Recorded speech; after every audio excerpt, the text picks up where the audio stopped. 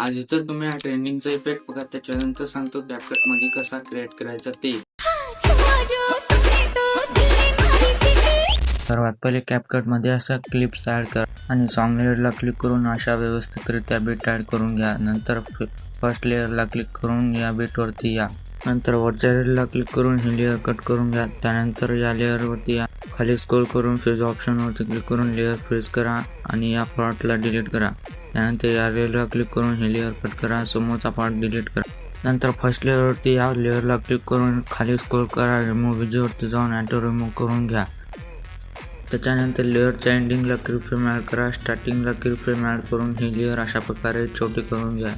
आणि तुम्हाला सुद्धा कॅपकट प्रो पाहिजे असल्यास कमेंटमध्ये कॅपकट असं टाईप करा, लिंक तुमच्या DM मध्ये येऊन जाईल। नंतर दोन्ही कीफ्रेमच्या मध्ये येऊन ग्राफवरती क्लिक करून फ्लो टू हा ग्राफ सिलेक्ट करा।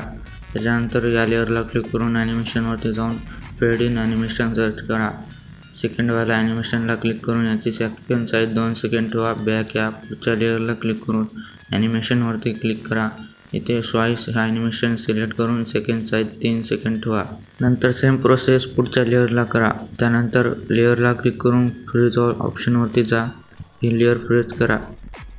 खाली स्क्रोल करून ओव्हरलेला ॲड करून घ्या आणि या बीटवरती ठेवून घ्या। त्यानंतर पुढचा पार्ट कट करून ही लेअर डिलीट करा। त्याच्यानंतर या लेअरला क्लिक करा, रिमूव्ह विजवरती जाऊन याचं बॅकग्राऊंड रिमूव्ह करून घ्या।